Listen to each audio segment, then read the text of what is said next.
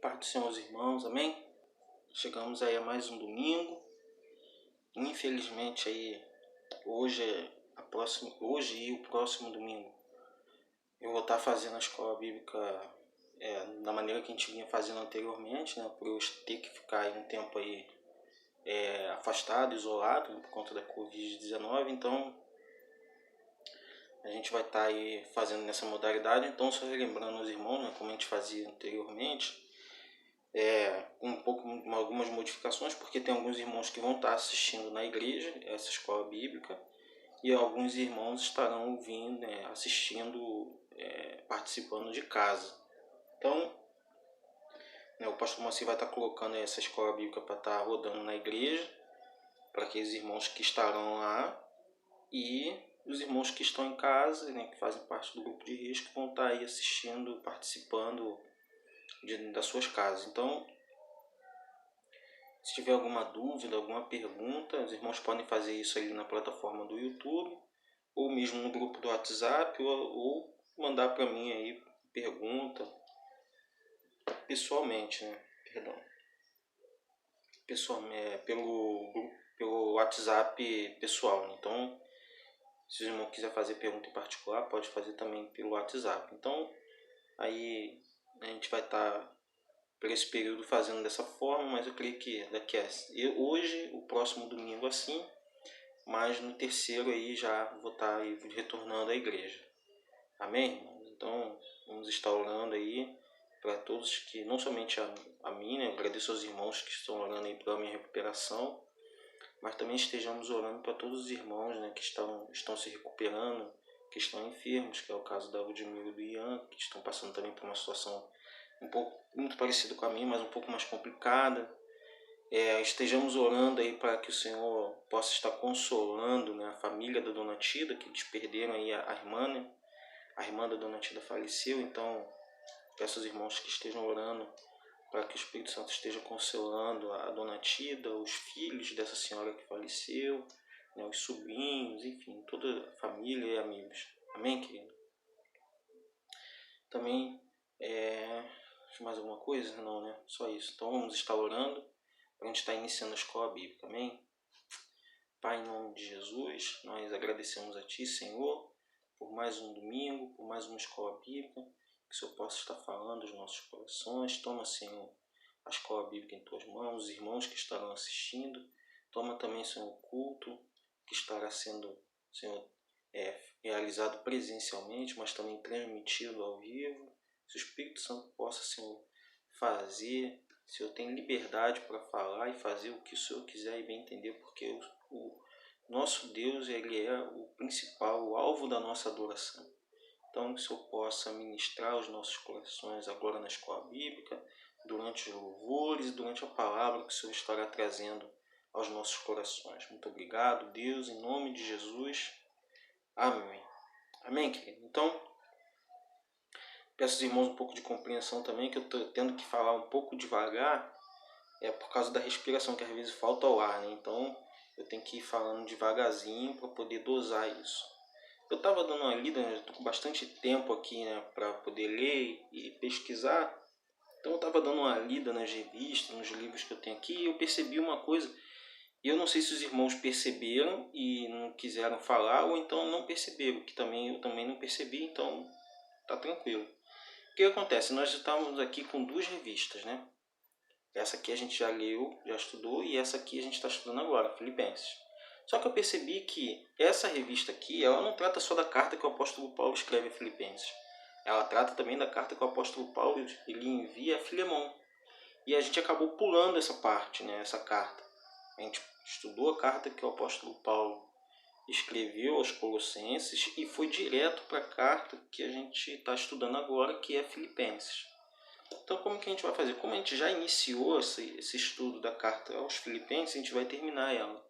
Mas aí depois, né, que a gente terminar essa carta, a gente vai retornar para essa revista aqui e fazer o estudo da carta que o apóstolo Paulo escreve a Filemão. Amém?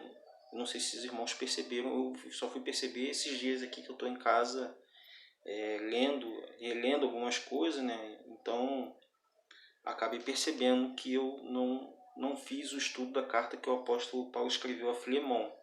Então a gente vai terminar essa, Filipenses, e depois voltar para essa, para encerrar aí a carta que ele escreve a Filemão, e assim a gente termina com essa revista. Amém? Lembrando que a revista, perdão, irmãos, a revista ela é um suporte que a gente tem, mas não é o principal. O principal suporte que a gente tem é a própria Bíblia. Então, por isso que a gente trabalha a revista em conjunto com a Bíblia, né? Para poder se completarem. Amém? Então, a revista é importante. Eu sei que os irmãos não têm a revista em casa, né? A gente tem adotado a política na igreja, né? Quando está presencial, de os irmãos terem a revista ali, mas depois devolver, para que os irmãos não esqueçam em casa, né? Então, se acontecer do irmão esquecer em casa, alguém vai ficar sem revista ali na hora. Então a gente tem... Mas o ideal mesmo é que você tenha a revista em casa para que você leia. Então os irmãos que quiserem adquirir a revista, não é caro. Então, se quiserem comprar a revista para ter aí na sua casa, eu aconselho a fazer isso, a ler, a rabiscar, a marcar, dobrar, enfim, né, manusear a revista, manusear a Bíblia, marcar a Bíblia, rabiscar na Bíblia, não tem problema nenhum. Muito pelo contrário, isso é saudável, que os irmãos busquem conhecimento, porque o povo de Deus ele padece, ele vai perecer, parte dele, porque vai lhe faltar conhecimento. Então a gente tem que buscar conhecimento bíblico, não só conhecimento das ciências do homem, mas também conhecimento bíblico. Dito isto, né, vamos aí iniciar então a escola bíblica. Na semana passada a gente iniciou então o capítulo 2, né, e tem muita informação esse início de capítulo que o apóstolo Paulo escreve aos Filipenses. É muito rico esses primeiros versículos, até ali o versículo 11. Ele começa a falar algumas coisas importantes e, querendo ou não, o apóstolo Paulo ele acaba fazendo um resumo do que seria a vida cristã, né, na sua essência. E muito dela a gente, infelizmente, acaba ao longo do tempo perdendo. O que é ser um cristão na sua essência. Então, ele começa a falar algumas coisas importantes que eu quero dividir com os irmãos hoje. Amém? Então vamos lá. Filipenses, no capítulo 2, né, algumas coisas a gente vai retornar ao que a gente falou na semana passada e a gente vai acrescentar alguma coisa nova hoje também. Então vamos lá. Filipenses capítulo 2, logo no versículo 1, o apóstolo Paulo vai falar assim: por estarem unidos com Cristo, vocês são fortes. O amor dele os anima e vocês participam do Espírito de Deus. E também são bondosos e misericordiosos uns com os outros. Então peço que me dê a grande satisfação de viverem em harmonia, tendo o mesmo amor e sendo unidos de alma e mente. Não façam nada por interesse pessoal ou por desejo tolo de receber elogios, mas sejam humildes e considerem os outros superiores a vocês mesmos. Que ninguém procure somente os seus interesses próprios, os seus próprios interesses, mas também os dos outros. Tenham entre vocês o mesmo modo de pensar que Cristo tinha. Ele tinha a natureza de Deus, mas não tentou ficar igual a Deus. Pelo contrário, ele abriu mão de tudo o que era seu e tomou a natureza de servo, tornando-se assim igual aos seres humanos e vivendo a vida comum de um ser humano. Ele foi humilde e obedeceu a Deus até a morte de cruz. Por isso, deu a Jesus a mais alta honra. Por isso, Deus deu a Jesus a mais alta honra e pôs nele o nome que é mais importante de todos os nomes, para que, em homenagem ao nome de Jesus, todas as criaturas nos céus e na terra ou no mundo dos mortos caiam de joelhos e declarem abertamente que Jesus Cristo é o Senhor, para a glória de Deus, o Pai. Então, aí já nos primeiros 11 versículos aí, que a gente acabou de ler, a gente vê o apóstolo Paulo fazendo um resumo do que seria uma vida cristã, né, no nosso convívio entre irmãos. Então, o que é desejável, no nosso convívio é que a gente considere sempre o nosso semelhante como superior a nós. Então, irmão, se a gente conseguisse, né, ter esse mecanismo de o meu irmão é superior a mim e eu o reverencio, eu trato ele como superior a mim, fatalmente a gente teria um convívio dentro da estrutura, dentro dessa estrutura chamada igreja, muito mais saudável do que o que a gente tem vivenciado. Então, se a gente for olhar para dentro, né, às vezes a gente olha muito para fora, né, quando eu digo para fora, a gente olha para o mundo. De vez em quando a gente tem que parar e olhar um pouco para dentro, né, e ver e perceber que em muitos momentos a igreja, e eu estou falando da igreja como um todo agora, e não da igreja local, mas a igreja quanto instituição, a gente percebe isso. A gente percebe que existe uma batalha, uma luta muito grande por duas coisas. Primeiro, por poder, né? A gente vê que as pessoas querem poder. Elas se agradam de ter o poder. Então, a gente vê essa disputa muito acirrada dentro da igreja, dentro das igrejas de uma maneira geral, né? E segundo, que elas querem ser honradas. Em alguns momentos a gente vê até extrapolar a honraria que nós devemos ao nosso Senhor. Vou dar um exemplo muito claro disso. Se você prestar atenção, ao você andar pela cidade, você vai perceber que em algumas igrejas a gente vê aquele outdoor, né? Outdoor não, a faixa, né, da igreja lá, igreja fulana de tal. Você vê a foto do pastor gigante, pastor fulano de tal. A igreja fulana de tal do pastor fulano de tal. E a foto tá dele lá, grandona. Se alguém lembrar, coloca o nome de Jesus lá no rodapé, pequenininho. Você tem que usar a lupa para poder ver o nome de Jesus. O que é isso, irmão? Senão a vontade de ser honrado e de ser a palavra me fugiu agora. Mas é de ser honrado mesmo. Acima acima do próprio Senhor. Em algumas eu já vi isso acontecer também, né? Tá lá a faixa da igreja fulana de tal, e a gente vai ver o seguinte: sob nova direção. Bom, sob nova direção, mas a igreja ela não é dirigida sempre por Jesus? Não é Jesus o dono da igreja? Como é que uma igreja pode estar sob nova direção? Então, o que é isso? O que é isso que a gente tem visto? O que a gente tem visto é o homem tentando ser honrado acima do próprio Deus. E aí tem o dedo do diabo nisso também, porque ele nos conhece e ele sabe que em alguns momentos a gente acaba buscando essa glória que não nos pertence. Então, qual é o ideal que o apóstolo Paulo está falando ali? Cara, seja sempre humilde o suficiente para honrar o seu irmão acima de você próprio.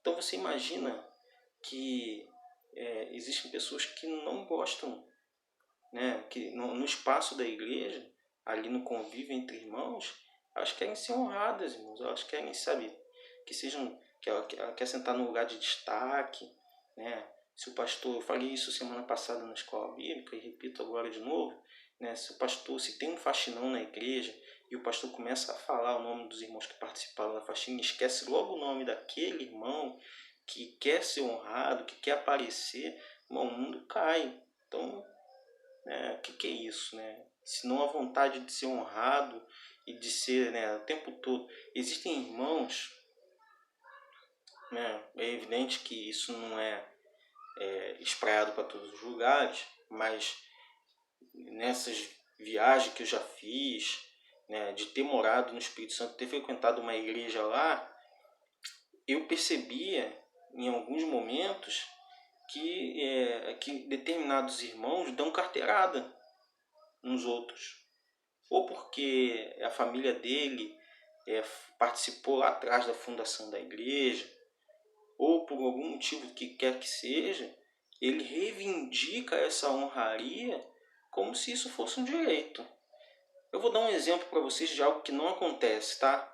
Graças a Deus, no nosso caso aqui na Irmandade, eu não percebo isso, que isso aconteça.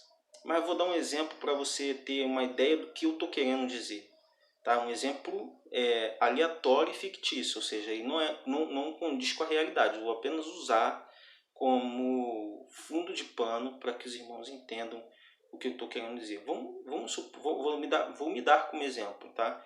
Então, lá, durante um tempo lá atrás, né, a igreja teve a congregação lá em Vigário Geral.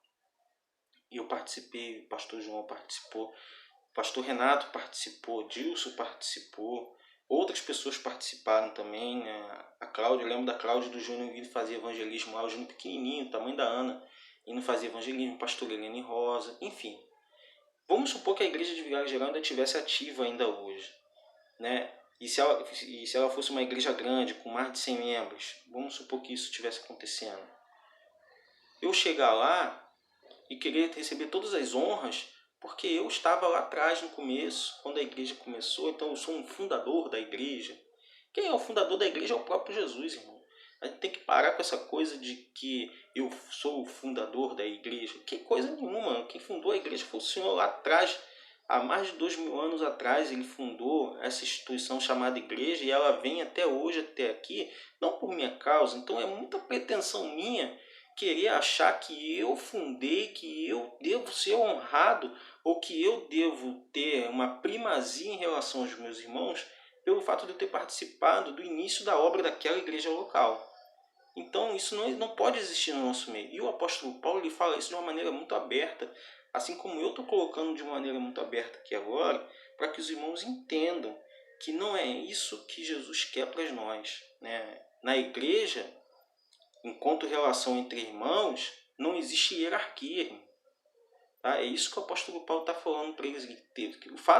O simples fato de eu tratar você como superior a mim faz com que nós sejamos iguais, porque se a recíproca for verdadeira, e todo mundo trata todo mundo como superior, a gente vai perceber que está todo mundo no mesmo pé de igualdade.